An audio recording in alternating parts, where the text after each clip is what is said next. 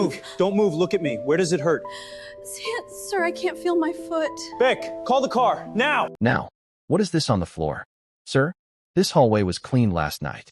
I watched it being cleaned. So tell me how oil ends up outside her door at 6 in the morning. That I don't know, sir. No, you do know. And so do I. In 1 hour, the most feared man in Seoul would look his only son in the eyes and ask him a question. And the answer to that question would take everything the young man owned, his car, his money, his friends, his name in that house, and hand it all to the woman lying on that floor. But before we go back 4 weeks, I want to take a moment to thank everyone who has supported this channel in one way or another. Your support truly means the world to us. If you're new to this channel, click the like button, subscribe, share, and comment where you're watching from. You might get a shout out in our next story. And before we begin, tell me this in the comments. Have you ever been treated badly by someone who assumed your job made you less than human? I read every single answer. Now, let's go back 4 weeks earlier. There was a saying among domestic workers in Seoul, passed quietly from one agency to another, and it went like this. No amount of money is worth working at the Han estate. The house itself gave no warning.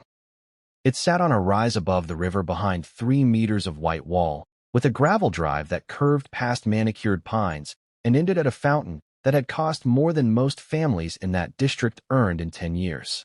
There were cameras in the trees. There were men in dark suits who never spoke and never sat down. There were cars in the garage that had been bought and never driven. It belonged to Han Seung-woo, a name people in certain parts of the city lowered their voices to say. Men who had crossed him once did not tend to cross him twice. He was 52 years old, and he had built something that could not be dismantled by anyone still breathing. And yet, sitting on the polished desk in his study that Monday morning was a single sheet of paper he could not do a thing about. A resignation letter, the 9th one in 2 years.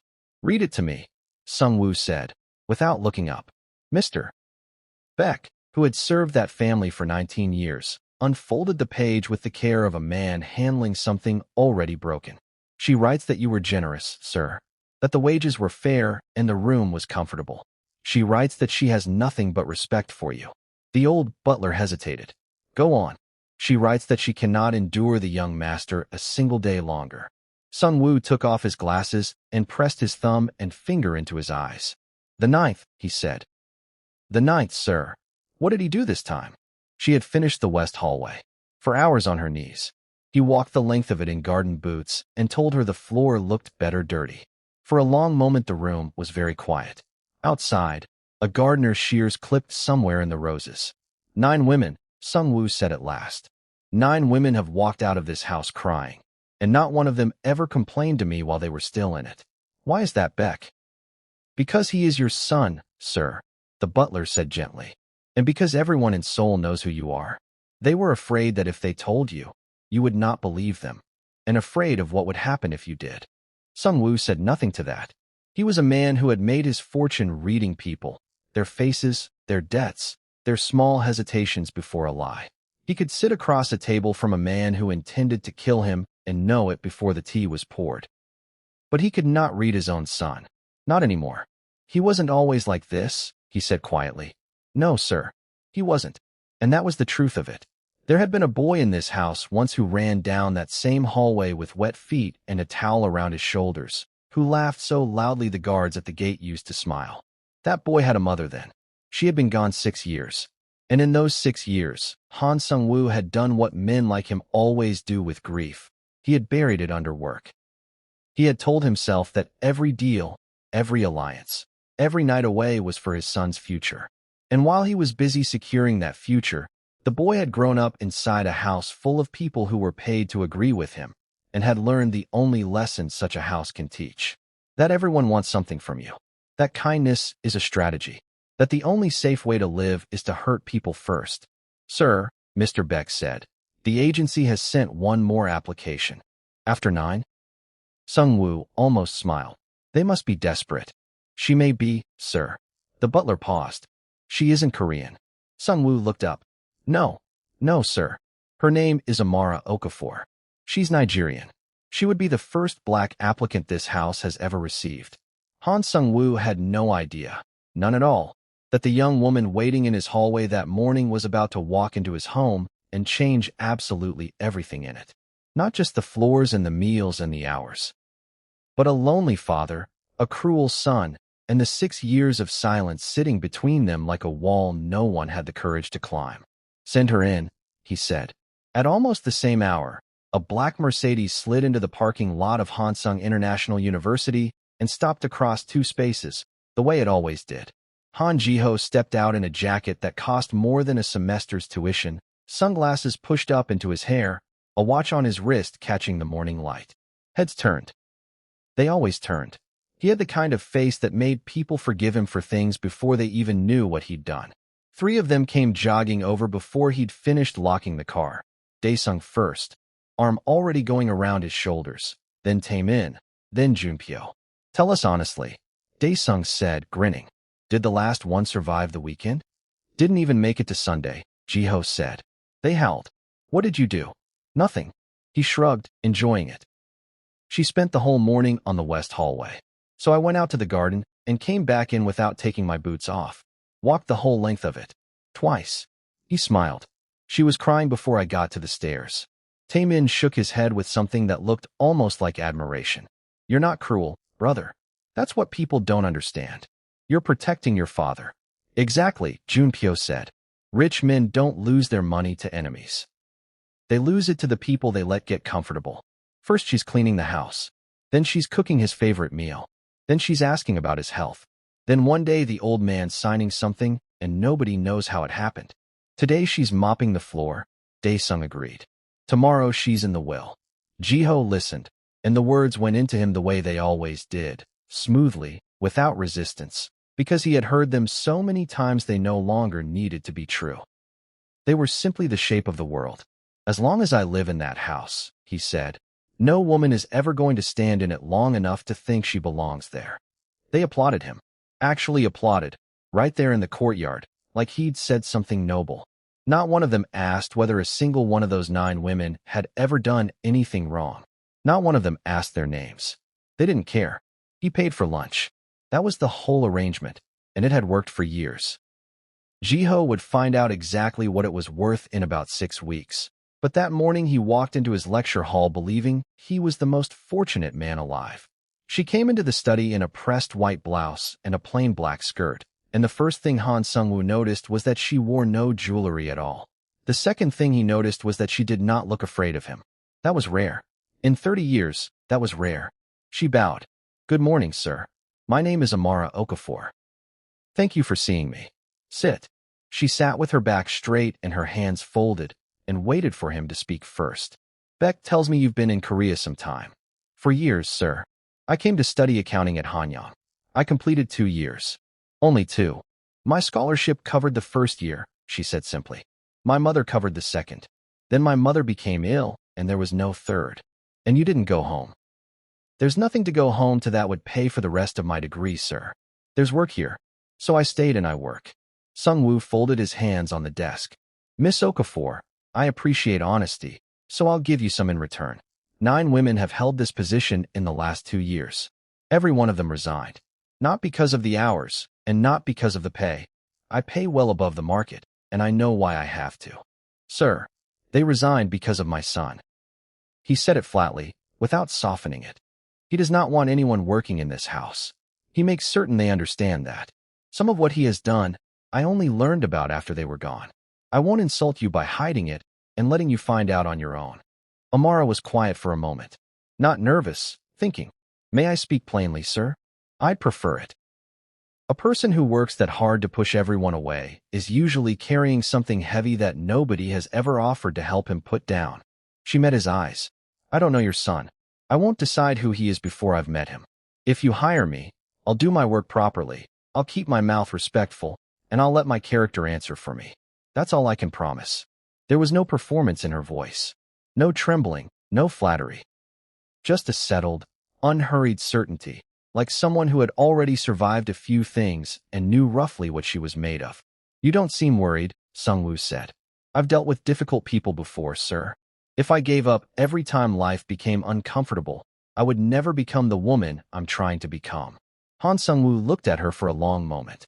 Then he stood and extended his hand across the desk, something he had not done for an employee in years. Welcome to the Han house. She started the same afternoon. By evening, she had learned the layout of 3 floors, memorized which of the 22 rooms were opened daily and which were opened weekly, and found the rose beds along the east wall badly overgrown. Nobody had told her the roses were part of the job. She knelt down and started trimming them anyway, because they were dying and she was there. That was where Ji-ho found her when he came home.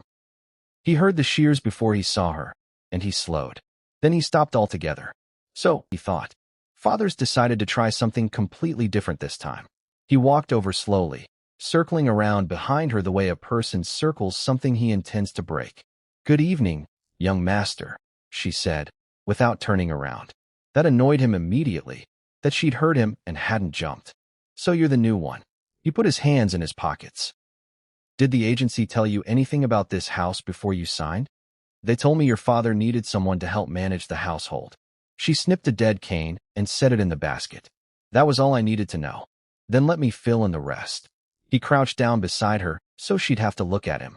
Every woman who has taken your job has left this house in tears. Some lasted a month. Some lasted a weekend.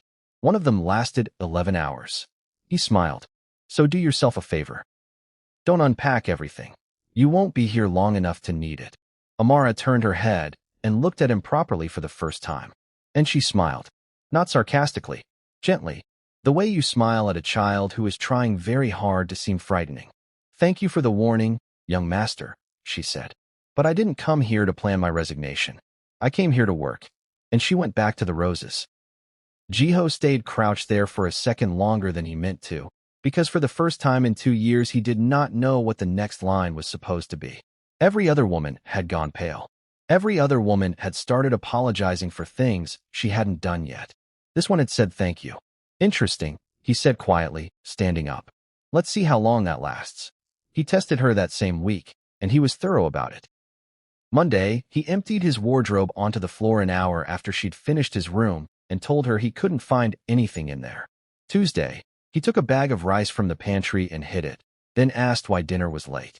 Wednesday, he waited until she was carrying a full laundry basket up the stairs, then called her name from the ground floor, so she had to carry it all the way back down, and then said he'd forgotten what he wanted. Thursday, he told her the coffee she'd made was cold, poured it into the sink in front of her, and asked for another.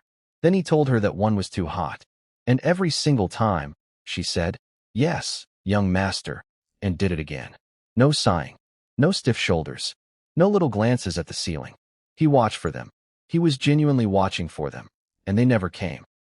By Friday night, standing at his bedroom window looking down at the courtyard where she was carrying the bins out in the dark because he'd knocked one over, Han Ji-ho felt something he had never felt in that house before. He felt like he was losing. He escalated. Of course he escalated. That is what people like that do when patience defeats them. The following Wednesday, Amara came back from the market later than she'd planned. She'd spent 40 minutes at the last stall arguing a man down on the price of a sack of rice, because the household budget Mr. Beck had given her was tight, and she had decided, without being asked, to make it stretch. Both arms were full when she came through the side gate. The sun was already low and long shadows lay across the courtyard stones. Ji-ho was waiting at the door with his arms folded. There was a bucket by his foot. Do you know what time it is? I'm sorry, young master. I stayed at the market to get a better price on the... She never finished the sentence. He picked up the bucket and swung it in one motion, and a wall of cold water hit her full in the chest. The bags went out of her arms and burst across the stone. Oranges rolled. A carton of eggs cracked open and spread. She stood there dripping in the fading light. Her uniform stuck to her, water running out of her hair and down her face. She did not scream. She did not say one word. Maybe now you'll remember what time you're supposed to be back, Ji-ho said, and went inside. He watched from the upstairs window as she knelt down in her soaked clothes and picked every single orange out of the gravel, one at a time, and wiped each one clean on her sleeve before putting it back in the bag. And something about that, the carefulness of it, when she had every right to be furious, sat wrong in his stomach in a way he could not explain and did not want to examine. So he did something worse. 2 days later, he came home from campus and dropped his bag on a kitchen chair. Make me jajangmyeon. Real food. Not whatever it was you tried to give me last week. She nodded and started work. An hour later, she set the bowl in front of him, noodles under thick, dark bean sauce, still steaming. He took one mouthful, held it for a second, and curled his lip. What is this? He put the spoon down. It tastes like you've never eaten Korean food in your life. I can make it again, young master, if you'll tell me what's. He picked the bowl up and threw it at her. Sauce hit her shoulder and her collar and the side of her face. The bowl went past her and shattered on the tiles she had mopped that morning. For a moment, neither of them moved. Sauce ran off her chin and dripped onto the clean floor. Clean it up, he said, standing. And don't make it again. He was out of the room before he saw what she did next, which was to close her eyes for exactly 3 seconds, the only crack anyone in that house ever saw in her, and then reach for a cloth and start wiping the counter as though nothing at all had happened. That was the pattern all through those weeks. When his father brought business associates to the house for dinner, serious men, quiet men, men who arrived in 3 cars and left in 3 cars. Jiho would announce loudly as she was setting the table, "Don't expect too much tonight, gentlemen. Our new girl is still learning." The guests would look at their plates. Amara would lower her head, say, "Please enjoy your meal," and keep serving. And Han Seung-woo would sit at the head of his own table, in his own house, and feel something rising in his chest that he did not yet let himself name. Because here was the thing he could not get past. She never told him. Not once. Not about the water, not about the bowl, not about the coffee or the laundry or the bins. He had to find out from Mr. Beck, weeks late, in pieces. He found her one night at nearly midnight, alone in the kitchen, washing the last of the glasses. "Amara." She turned, drying her hands quickly. "Sir, do you need something? Sit down." "Sir, please." She sat, on the edge of the chair, the way people sit when they're not sure they're allowed to. "I want to ask you something, and I want the true answer, not the polite one." He set his glasses on the table. "Every time I ask if you're all right, you tell me you're fine. Beck tells me you are not fine. Beck tells me things I would have thrown a grown man out of my house for. So why have you never once come to me?" Amara was quiet for a long moment. "Because I don't want to become one more reason for the distance between you and your son," she said. Seung-woo went very still. "I lost my father when I was 9, sir," she went on. "One morning he was there, and by the evening he wasn't. If I had one more day with him, I promise you I would not spend it listing somebody's mistakes." She looked at her hands. "Your son is 22. He's angry, and he's frightened, and he's surrounded by 3 boys who make money off the fact that he's both. If I come to you every time he does something small, it won't fix any of that. It will just put one more thing between the 2 of you. And there is already too much." Han Seung-woo sat back in his chair. In 30 years, nobody had ever spoken to him like that. People negotiated with him. People flattered him. People lied to him beautifully. Nobody had ever simply told him the truth about his own house, and then waited quietly to be dismissed for it. "You continue to surprise me, Miss Okafor." "I'm only doing my job, sir." "No," he said. "You're doing considerably more than that." After that night, something changed in the rhythm of the house. He started taking his evening tea in the rose garden, the east wall, where she'd cut back the overgrowth in her first week and where the beds had come back thick and heavy with color. And somehow, most evenings, once his son had gone up, she happened to be there too. Neither of them ever called it anything.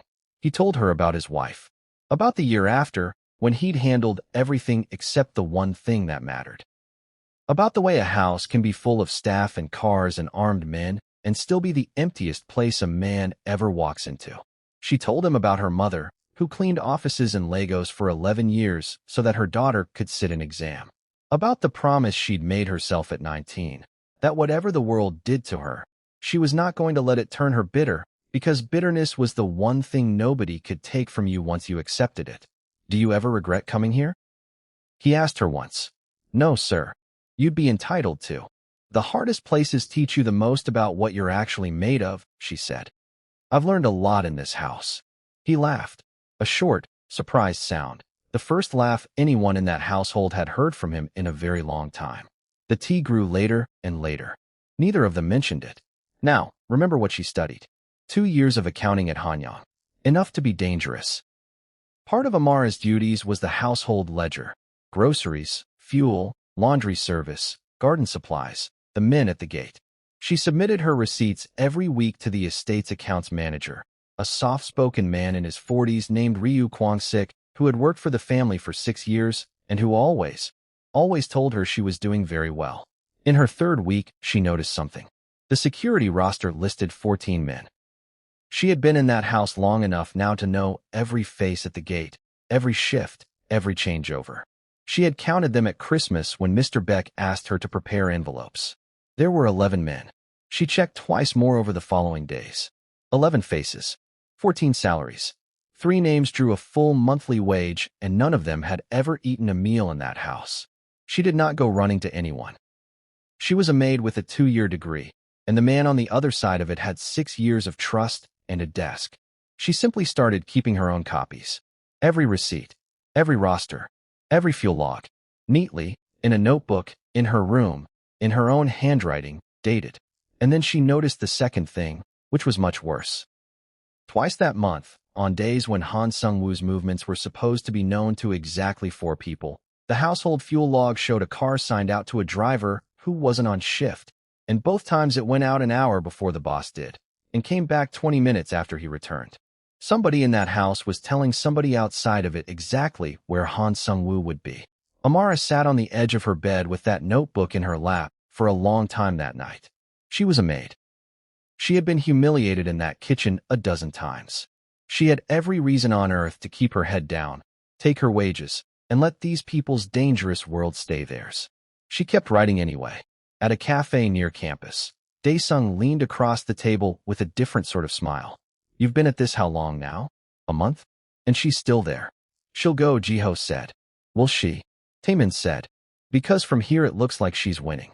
Your father's practically fond of her." "My cousin's driver says the old man takes tea with her. He let that sit. That's how it starts, brother. That's exactly how it starts." Ji-ho's jaw tightened. "You're trying to make her unhappy," Dae-sung said. "That's your mistake. She's already survived worse than unhappy. That's obvious. You need to make staying there impossible." "Meaning what?" Dae-sung shrugged and stirred his coffee. "I'm not telling you to hurt anybody. Obviously." He smiled. "But people slip in houses all the time. Old houses, wet floors. Accidents happen every single day. And a person who can't stand up can't work." Nobody said anything else about it. They talked about a concert, and a car, and somebody's girlfriend, and they all went home. But the idea went home with Ji-ho, and it stayed, quietly taking root the way bad ideas always do when there is nobody in a young man's life who will tell him the truth. 3 days later, his father left before sunrise for a meeting in Busan. At 5:30 in the morning, Han Ji-ho came down the back stairs in bare feet with a bottle of sesame oil from the kitchen.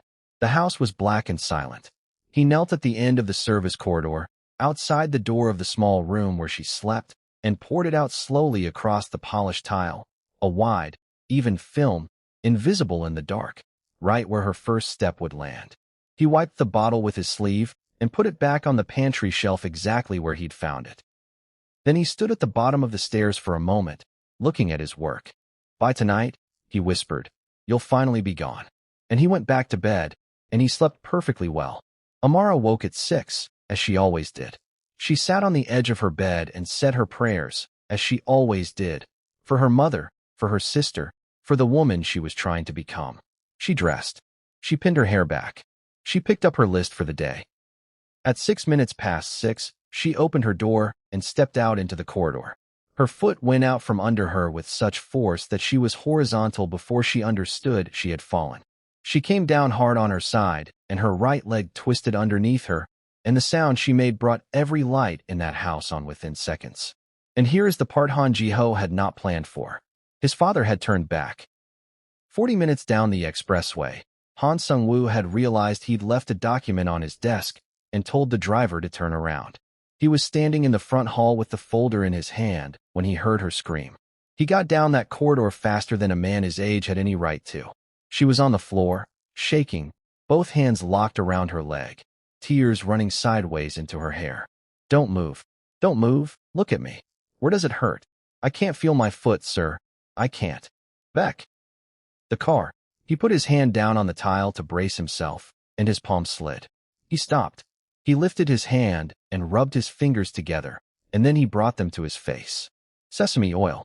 Han Seung-woo knelt there in his own hallway, in his coat, with a woman crying beside him, and looked slowly down the length of that corridor at the film of oil catching the hall light, laid down deliberately, edge to edge, in front of one specific door, and then he lifted his eyes to the staircase. And Mr. Beck, who had known him for 19 years, said afterwards that he had never in his life seen that expression on his employer's face. Not with rivals, not with police, not at the funeral. Upstairs, Ji-ho had heard the scream and had immediately called Dae-sung. I think I did it, he was saying, laughing under his breath, walking a slow circle in his room. She went down about a minute ago. I think her leg's broken. Han Jiho. His father's voice came up through the floor of that house, like something structural giving way. He came down the stairs pretending he had only just woken up, rubbing his eyes, and he stopped halfway. Two of the security men were lifting Amara onto a board. Her face was gray. Mr. Beck was holding the front door open, and his father was standing in the middle of the hall with his hand held out, palm up, glistening. You did this. It was not a question. I just woke up, I don't know what. I have lived in this house 15 years. Seung-woo's voice was terrifyingly calm. That corridor is mopped and dried every night before this family goes to bed. Wool does not walk out of my pantry, lie down outside one specific door, and wait. He took one step closer. Look at me. Did you do this? Ji-ho opened his mouth, and then he didn't say anything at all, and the silence went on long enough to answer for him. I only wanted her to leave, he said finally, to the floor. You wanted her to leave. His father repeated it slowly, as though testing whether the sentence could hold the weight. So you decided that breaking her leg was a reasonable method. I didn't think she'd get hurt like that. What did you think would happen? Seung-woo's voice finally rose, and every man in that hallway lowered his eyes. What exactly did you imagine happens when a human being puts her full weight onto oil spread across polished stone? Did you think she'd wobble? Did you think she'd laugh? Nothing. They're taking her to Asen, Mr. Beck said quietly. Go with her. Stay with her. I want the best orthopedic man in this city on the phone before that car reaches the gate. The convoy left. The house went very quiet. And then it was just the two of them standing in a hallway that smelled of sesame oil. From this morning, Han Seung-woo said, your life changes. For 2 years you have decided that the women who work in this house are less than human. 9 of them. You have driven every single one out, and this last one you have put in a hospital. So, since there is now no one to clean this house, you will clean it. You are the maid of this mansion from today. You will cook every meal in it. You will clean every room in it. You will wash the cars, do the laundry, take out the bins, and scrub the floor you just used as a weapon. And until Miss Okafor can stand on both feet without help, you will personally look after her. You will carry her meals. You will carry her water. You will do it with your own 2 hands, and you will do it politely.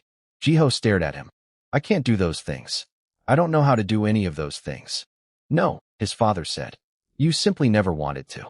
If you're still with me, and if this story has got hold of you the way it got hold of me, take 1 second to hit the like button, because it genuinely helps this channel reach people who need to hear stories like this one. And answer me this in the comments. Do you believe a person like Han Ji-ho can actually change, or is it already too late for him?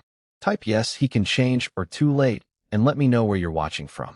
Now let's continue, because what happens next is the part nobody in that house saw coming. Amara came home 4 days later with her leg in a cast from the knee down, a fractured fibula and torn ligaments. 8 weeks minimum, possibly more. Han Seung-woo wheeled her into the guest suite himself, which was a thing that made 2 grown security men look at each other. I'm sorry this happened under my roof, he said. Please don't blame yourself, sir. I will, he said quietly. You were hurt in my house, by my son, because of a failure that started years before you ever walked through that gate. I promise you he will learn from it. The learning did not begin well. That first morning, Ji-ho stood in the kitchen doorway staring at a counter laid out with pots, knives, cutting boards and ingredients, and he did not touch any of it. He stood there with his arms folded and his jaw set for 11 minutes. Then he turned around, went upstairs, shut his door, and ordered delivery to his room. He ate it alone. It never once occurred to him that the woman downstairs, the one who could not walk to the kitchen, had eaten nothing since breakfast. When his father came home that night, he went straight to the guest suite and found her sitting up with a book and no tray anywhere in the room. Have you eaten? No, sir. Did my son bring you anything? Amara hesitated and chose her words with the care of someone defusing something. I don't think he knows how to cook yet, sir. I don't think it was refusal so much as not knowing where to start. Han Seung-woo saw straight through the kindness, and his jaw tightened. He ordered food for both of them and carried her tray in himself. The next morning, Jiho came down with his car keys in his hand. His father was already standing by the door. You won't need those. He held out his hand and waited until the keys were in it. Your account has been frozen as of last night. Your cards are canceled. Until you can do what is asked of you in this house, you will have nothing outside of it. By noon, there was nowhere left to hide. No car, no money, no delivery. Just a kitchen and hunger and a woman down the hall who couldn't feed herself. He put on the apron at 12:30, feeling ridiculous, and stood in front of the rice cooker like it was a foreign language. From the doorway, she had hopped there on one crutch, and he had no idea how long she'd been watching. Amara said, Rice doesn't cook by being stared at, young master. I've never cooked anything in my life. Then wash it first. Cold water. Until the water runs clear. 40 minutes later, the fire alarm went off through the entire mansion, and Han Seung-woo came down at a run to find his son beating a dish towel at a pot that was, by any reasonable definition, on fire. He looked at the pot. He looked at his son. He turned around and walked out without saying a single word. The second attempt was soup, and it was so salty that Jiho himself couldn't get through half a bowl. He pushed it away. This is terrible. You're improving, Amara said. How is this improving? You didn't set anything on fire. And Han Jiho laughed. It came out of him before he could stop it. A real one. The first genuine laugh out of that young man in something like 6 years, and it startled him almost as much as it startled her. For a second, the two of them just stood there in a ruined kitchen with a bowl of undrinkable soup between them, laughing at nothing at all. Then he remembered who he was, and stopped, and looked away. But it had happened. And you cannot unhappen a thing like that. The weeks went on, and the house taught him what it had taught 9 women before him. He learned that mopping 3 floors leaves your lower back aching until the following afternoon. He learned that washing a car properly under the sun takes 90 minutes, not the 20 he'd always assumed. He learned that laundry is not 1 job, but 11. He learned that if you rush a floor, it dries with streaks, and you have to do the entire thing again. And that when this happens, nobody cares that you're tired. He learned that a person doing this work is on their feet from 6 in the morning until 11 at night, and that the last hour is the hardest, and that at the end of it you still have to smile and say good evening to someone who might throw a bowl at you. 9 times he had made a woman do it all again for nothing. 9. Campus was worse than the house. Without the car, he came by bus and then walked the last kilometer. Without the money, he stopped covering the lunches, and then the coffees, and then the weekends. It took 4 days. On the 5th, he came into the cafeteria with his tray and found the 3 of them at their usual table, and there was no space. Not an unfriendly no space. Just bags on the chairs, and nobody moving them, and a conversation that didn't pause. He sat 2 tables away, alone, with his back to them, and that was where he heard it. Honestly, what did we even keep him around for? Daesung's voice, not even lowered. He was fun when he was paying. Now he's broke, he's boring, and he takes the bus. He'll get his allowance back. Then we'll see him again, Taemin said, and they all laughed. Han Jiho sat there with a plastic tray in front of him and felt something go through his chest like cold water. He was only useful when he had money. He heard it exactly the way it must have sounded from the other side. She's only here for the money. She's only pretending. She only smiles because she's paid to.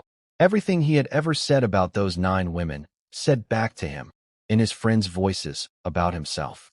He picked up his tray, walked to the bin, and left without eating. That night, he did not go straight to his room. He stopped in the upstairs hallway in front of a photograph in a silver frame. A woman with her head tipped back mid-laugh, taken in the rose garden, 19 years ago. He sat down on the floor beneath it with his back against the wall, in an apron he'd forgotten to take off. And Han Jiho, 22 years old, cried for the first time since he was 16. Mom, he said, would you be ashamed of me? If you'd seen what I did to her, would you even know who I was? His shoulders shook.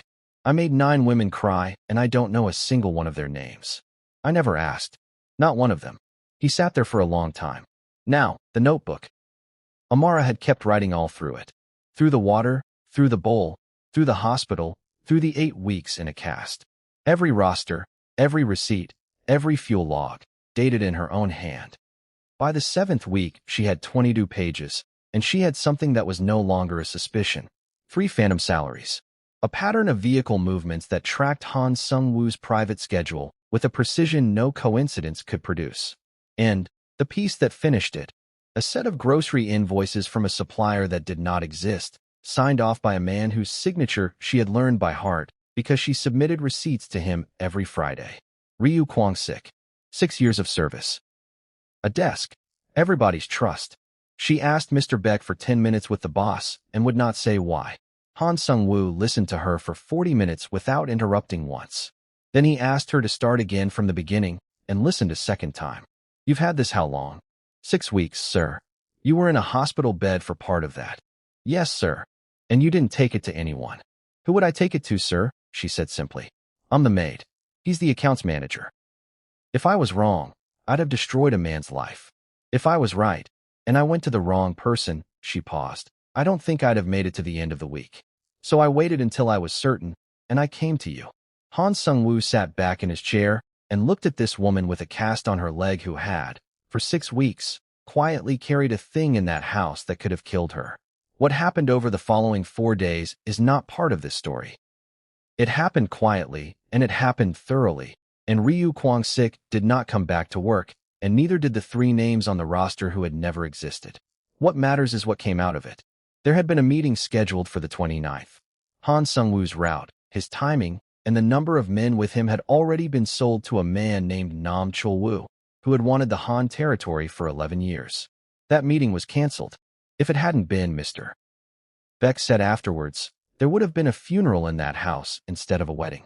And when Ji-ho heard it, standing in the doorway of his father's study with a tea tray in his hands, because that was his job now, the tray shook so badly he had to set it down. The woman he had thrown a bowl at. The woman he had drenched in the courtyard in front of the security men.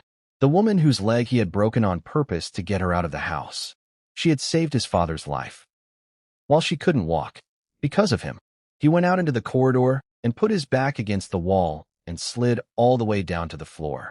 That evening, Han Ji-ho carried her dinner in himself, set the tray down on the side table, straightened it, and then, before she could say a word, went down onto both knees on the floor in front of her chair. Young master, please let me finish. I've said sorry to you before, twice, and both times I said it because my father was standing behind me. His voice cracked, and he let it. This time nobody sent me. I decided who you were before you'd said one sentence to me. I decided you were a thief because that's what I've been told about people all my life, and it was easier to believe it than to find out. I treated you like you didn't deserve to be spoken to properly, because you cleaned floors. And when you wouldn't break, I put oil on the ground outside your door. He wasn't looking at her anymore. You couldn't walk for 8 weeks because of me. And in those 8 weeks you saved my father's life and never once used it against me. You could have destroyed me in one sentence. You never said a word. He pressed the heels of his hands into his eyes. There were 9 women before you, and I don't know a single one of their names. I'm going to find out. I'm going to write to every one of them. That's not for you. That's for me, because I have to live inside this person for the rest of my life. If you never forgive me, I understand completely. I wouldn't. Amara Okafor looked down at the young man kneeling on her floor, the same young man who had stood over her in a courtyard with an empty bucket, and she was crying too. Ji-ho, she said. It was the first time she had ever used his name. Look at me. He looked up. I forgave you a long time ago, she said. Long before you learned how to cook rice. He put his head down and wept, and she put her hand on his shoulder and let him. And standing outside the half-open door, where he had been for the last 4 minutes, and where he would say nothing about ever, Han Seung-woo closed his eyes. Then he walked quietly away so as not to interrupt. 2 weeks later the cast came off. The first thing Amara did on 2 feet was walk out to the east wall and check her roses, and the first thing she found was that somebody had been cutting them back all through the winter, badly, unevenly, but honestly, and keeping them alive. She didn't have to ask who. She went to Han Seung-woo's study the following morning. Sir, I'd like to ask you for something. Anything. Restore your son's account. Give him his keys back. She saw his eyebrows go up. He's changed, sir. Not the way people change to end a punishment. I've watched him closely, and it's not that. He's changed underneath. And a punishment that goes on after the lesson has landed stops being a lesson and starts being something else. Han Seung-woo looked at her for a long moment, and then, for the second time in 3 months, he laughed. 9 women left this house because of that boy, he said. The 10th is sitting in my study asking me to give him his car back. Yes, sir. Then it will be done. Jiho got his keys back on a Thursday. He drove to campus, and Daesung and Taemin and Junpyo came across the parking lot with their arms already open. Brother, we've been calling you. No, you haven't, Jiho said. They stopped. I want to say one thing, and then I'm going to my lecture. He looked at each of them in turn, and he was very calm about it. I had nothing for 6 weeks. Not one of you called. Not one of you asked if I was all right. You put your bags on a chair, so I couldn't sit down. He nodded slowly. And that is exactly what I did to 9 women who had done nothing to me at all. So actually, thank you. I needed to be on the other side of it once. I wish you the best. Genuinely. But don't come and find me when my wallet's full again. He walked off, and he didn't look back once, and he never sat at that table again. Now the last thing. Amara had gone back to her duties, but the house around her had changed shape entirely. Jiho was in the kitchen most mornings before she got there. When she came in from the gate with the shopping, he took the bags out of her hands without being asked, every single time. And it had stopped being an apology and had simply become who he was now. And the evening tea in the rose garden had never stopped. One evening in late spring it started raining hard, and Amara heard the car and went to open the front door with an umbrella. Han Seung-woo came up the steps and saw her standing there waiting for him, and the whole weight of the day came off his face at once. He crossed the porch, and without thinking about it at all, he put his arms around her. The front door opened again 10 seconds later. Jiho stood in it with shopping bags in both hands and rain in his hair and stopped dead. What's going on here? They came apart fast. His father actually cleared his throat. Amara suddenly needed to fold the umbrella. Nobody said anything for a very long 5 seconds. And then Han Jiho started to smile, and his eyes went bright. So he said softly, "That's why you've been smiling for the last 2 months." Neither of them answered. He set the bags down, crossed the hall, and put his hand on his father's shoulder, the first time he had touched his father in 6 years. "Dad." His voice broke on it. "Mom wouldn't want you to spend the rest of your life alone in this house. She really wouldn't." He looked at Amara. "And I can't think of one person on this earth who's earned it more." Han Seung-woo pulled his son into his arms and held on to him hard. And after a moment Amara stepped in, and the 3 of them stood there in the front hall with the rain coming down outside. And for the first time since the day they buried her, the Han house felt like a home again. 9 women had walked out of that mansion in tears. The 10th walked in on her own 2 feet, was thrown into a courtyard, was put in a cast, and stayed anyway. And she did not break that boy with revenge, or with the truth she was holding, or with one word of what she could have said. She broke him with the one thing nobody in his entire life had ever shown him. Ordinary, stubborn, unimpressed kindness. Before you go, I have one question for you, and I want a real answer. If you were Amara, would you have forgiven Han Jiho after everything he did to you? Or would you have taken that notebook and let him lose everything? Tell me in the comments, and tell me where you're watching from, because I read every single one and I genuinely love hearing how you'd have handled it. If this story moved you, please leave a like, subscribe to the channel, and turn on the notification bell so you never miss another Dark Soul story. Thank you so much for watching. Take care of yourselves, and I'll see you in the next one.